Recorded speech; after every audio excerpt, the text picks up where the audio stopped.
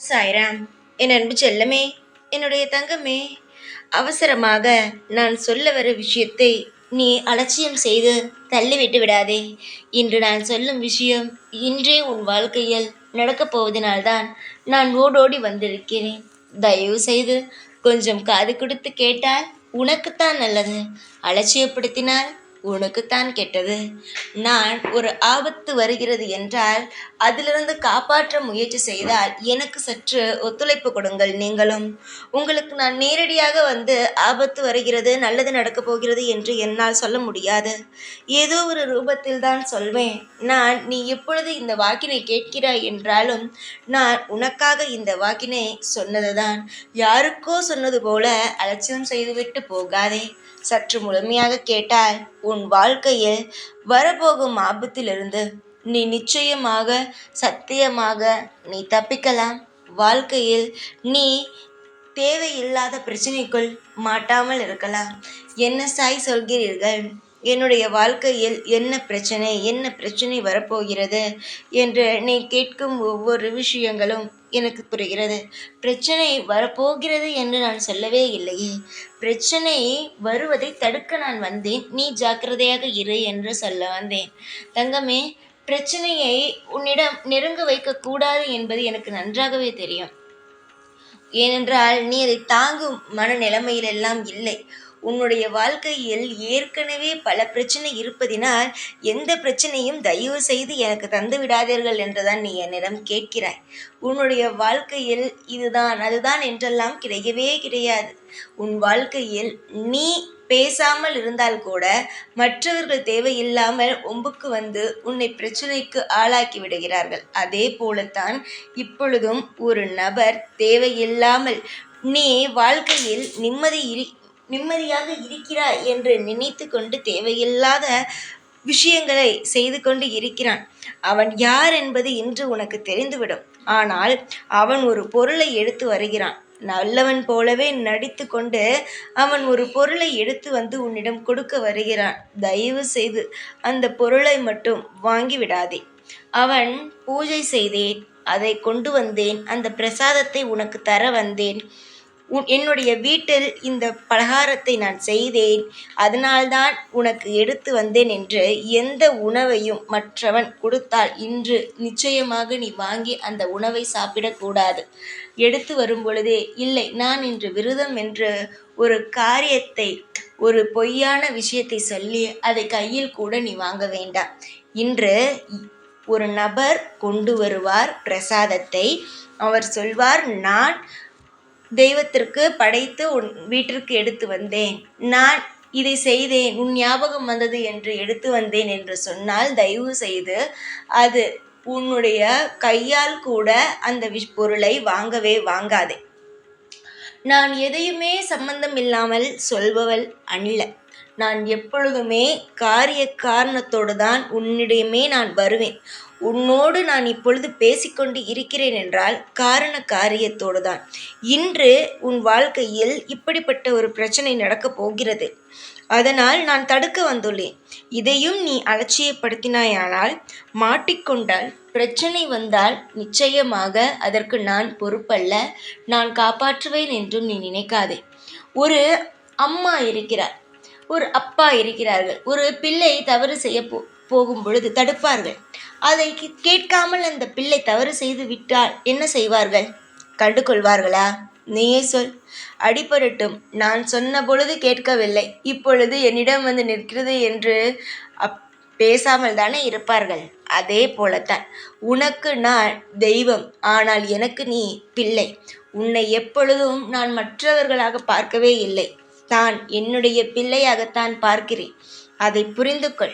நீ ஒவ்வொரு நிலையிலும் நான் சொல்வதையெல்லாம் காதில் வாங்காமல் போய்தான் உன்னுடைய விஷயத்தில் நிறைய பிரச்சனைகளை நீ அனுபவித்து கொண்டு இருக்கிறாய். நான் நிறைய முறை சொல்லிவிட்டு, இந்தந்த விஷயம் நடக்கப் போகிறது உன் வாழ்க்கையில், அந்தந்த விஷயம் நடக்கப் போகிறது, அதனால் சற்று நீ பார்த்து இரு, உனக்கு வாய்ப்புகள் வரப்போகிறது என்றெல்லாம். ஆனால் நீ என்ன செய்தாய் சொல் பார்க்கலாம். உன்னுடைய இஷ்டத்திற்கு நான் என்ன சொல்கிறேனோ அதை காதில் வாங்காமல் உன்னுடைய இஷ்டத்திற்கு நீ இருந்து கொண்டு இருக்கிறாய். இதெல்லாம் எந்த விதத்தில் நியாயம்? ஒருவன் உன்னை காப்பாற்ற வருகிறான் என்றால் அவன் என்ன சொல்ல வருகிறான் என்பதை நீ தெரிந்து கொள்ள வேண்டும். அதையெல்லாம் விட்டுவிட்டு தேவையில்லாத பிரச்சனைக்குள் புகுந்து நீயாக ஏதாவது ஒன்றை இழுத்து வந்து விட்டு இதை சாய்தான் செய்தார். எனக்கு சாய் என்னிடம் பேசுவார், ஆனால் எனக்கு ஏன் சாய் சொல்லவே இல்லை? சாய்க்கு என்னை பிடிக்கவே இல்லையோ என்றெல்லாம் உன்னுடைய மனதில் கேள்விகள் எழுந்து கொண்டே இருக்கிறது. இப்பொழுது நான் உன்னிடம் சொல்கிறேன் என்றால் எனக்கு நீ மிக பிடித்த பிள்ளை. எனக்காக நீ என்ன வேண்டுமானாலும் செய்ய தயாராக இருக்கிறாய். என்னுடைய பிள்ளையாகிய உனக்கு எந்த பிரச்சனையும் வர வைக்கக்கூடாது என்றுதான் நான் சொல்கிறேன். ஆனாலும் அதையும் தாண்டி நீ ஒரு விஷயத்தை செய்கிறாய் என்றால் அதற்கு நான் எப்பொழுதும் பொறுப்பு ஏற்றுக்கொள்ளவே மாட்டேன். என்னுடைய தங்கமான பிள்ளையே, வாய்ப்புகள் என்பது ஒரு முறைதான். அதுபோல ஒரு வாக்கை நான் கொடுத்தேன் என்றால் அதை நீதான் பிடித்து கொள்ள வேண்டும். அந்த வாக்கினை பிடித்து கொள்ளாமல் அலட்சியமாக விட்டாயானால் பிரச்சனைகள் வரத்தான் செய்யும். இன்று ஒரு நபர் உனக்கு பிரசாதம் என்று சொல்லி எடுத்து வரும் உணவை தயவு செய்து உண்ணாதே. உண்ணுவது என்ன? கையில் கூட வாங்காது. இல்லை, நான் விரதம், இன்று எடுத்து கொடுத்தீர்கள், ஆனால் அது வீணாகத்தான் போகும், அதனால் நீங்களே சாப்பிடுங்கள் என்று சொல்லி அனுப்பு. தேவையில்லாத நபர்கள் யாராக இருந்தாலும், அதாவது உன்னுடைய பக்கத்து வீடாக இருந்தாலும் யாராக இருந்தாலும் மென்மையாக சொல்லி அவர்களை அனுப்பிவிடு. தேவையில்லாமல் எந்த ஒரு விஷயத்திலையும் இறங்கி உன்னுடைய தேவையில்லாமல் எதையும் போட்டு குழப்பிக்கொள்ள வேண்டாம். இன்று நான் சொல்லும் விஷயம் இன்று மட்டும் உன்னுடைய வாழ்க்கையில் நீ இந்த விஷயம் எல்லாம் செய்யாமல் இருந்தால் போதும். வாழ்க்கையில் சுதாரிப்பு என்பது வேண்டும். அது நிச்சயமாக உன்னுடைய வாழ்க்கையில் சில சமயம் நீ சுதாரிக்காமல் இருந்துதான் பல விஷயங்களை நீ விட்டாய். ஆனால் இனிமேல் ஒரு விஷயம் கூட நீ இது போலெல்லாம் விடாமல் எப்பொழுதும் சுதாரிப்பாக பல விஷயங்களை பார்த்து கவனித்து இப்படித்தான் இருக்க வேண்டும், அப்படித்தான் இருக்க வேண்டும் என்பதை நீயே முடிவு செய்ய வேண்டும். நீயே எல்லா விஷயத்தையும் செய்து உன்னுடைய வாழ்க்கையை எப்பொழுதும் ஜாக்கிரதையாக பார்த்து கொள்ள வேண்டும். எப்பொழுதும் விழிப்போடு இரு. எல்லாரையும் நம்பி ஏமாந்து போகாதே. ஒருவனிடம் ஒரு பொறுப்பை நீ ஒப்படைத்தாயானால் அவனிடம் ஒப்படைத்து விட்டோமே என்று அதை விட்டு விலகி விடாதே. அவன் என்ன செய்கிறான் என்று அவன் என்ன செய்கிறான் என்பதை கவனித்து கொண்டே இரு. அதில் ஏதாவது தவறு இருந்தாலும் நீ மாற்றலாம், ஏதாவது சரியாக இருந்தாலும் அதை நீ தெரிந்து கொள்ளலாம். அது போலத்தான் வாழ்க்கையில் யார் எதற்காக எந்த பொருட்களை எடுத்து தருகிறார்கள், எதற்காக இன்று என்ன, எதற்காக திடீரென்று இதெல்லாம் தருகிறார்கள் என்று சற்று யோசி. அதுபோல பேசாத ஒரு நபர் திடீரென்று ஏதாவது எடுத்துட்டு உன் கையில் கொடுத்து நம் பழைய மாதிரியே பேசலாம், எந்த ஒரு பிரச்சனையும் மனதில் வைத்துக்கொள்ள வேண்டாம் என்று வந்தாலும் தயவு செய்து அந்த இடத்தில் நீ மிக மிக ஜாக்கிரதையாக இருக்க வேண்டும். காரணம் என்னவென்றால் யார் எந்த நோக்கத்தோடு வருவார்கள் என்பது உன்னுடைய வாழ்க்கையில் உனக்கு தெரியாது. அதனால் யார் எப்படி என்பதை தயவு செய்து புரிந்து கொள். திடீரென்று ஒருவன் பிரிந்து போனவன் திடீரென்று உன்னிடம் பேசுகிறான் என்றால் அவனுடைய நோக்கம் என்ன, அவன் எதற்காக வந்தான், அவன் எதற்காக உன்னிடம் இப்பொழுது அன்பாக பேசுவது போல பேசுகிறான் என்பதையெல்லாம் பார். வந்துவிட்டானே நண்பன் என்று அவன் மீது நீ பழைய மாதிரியான பாசத்தையும் அக்கறையும் பொழிந்தாயானால் அவன் என்ன திட்டத்தில் வந்திருக்கிறான் என்று தெரியாமல் மனம் உடைந்து விடுவாய். அவனுடைய உண்மையான சொரூபத்தை பார்க்கும் பொழுது நீ கண்கலங்கி விடுவாய். அதனால் தேவையே அல்ல.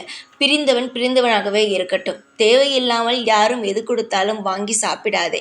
எப்பொழுதும் தெளிவாக இருந்து கொள். நம்பிக்கையை மட்டும் வாழ்க்கையில் வைத்துக்கொள். எதுவாக இருந்தாலும் நிச்சயமாக சமாளிக்கலாம். இன்று நான் ஒரு விஷயத்தை உனக்கு சொல்கிறேன் என்றால் இதை எப்பொழுதும் மனதுக்குள் நீ வைத்துக்கொள். உன்னுடைய வாழ்க்கையில் எந்தெந்த சந்தர்ப்பத்தில் என்னென்ன விஷயங்கள் நடக்கிறதோ அதற்கு தகுந்தது போல உன் வாழ்க்கையை நீ அமைத்துக்கொள். எல்லா நாளுமே நான் உனக்காக ஒவ்வொரு விஷயத்தையும் பார்த்து சொல்லிக்கொண்டு இருக்கிறேன். இன்று உன் வாழ்க்கையில் என்ன நடக்கும், நாளை என்ன நடக்கும் என்பதை ஒவ்வொன்றாக கணித்து நான் சொல்லிக்கொண்டு இருக்கிறேன். அதனால் சற்று பொறுமையாக நான் என்ன சொல்கிறேன் அதை கேட்டுக்கொண்டு வாழ்க்கையில் நிம்மதியாக வாழ பழகு. நான் சொல்லும் விஷயத்தை நீ கடைபிடித்தாலே போதும். உன் வாழ்க்கையில் எந்த ஒரு பிரச்சனையும் மற்றவர்களால் வரவே வராது. தைரியமாக இருங்கள். எப்பொழுதும் உன் கூடவே தான் இருப்பேன். இந்த சாய்ராம். ஓம் சாய்ராம்.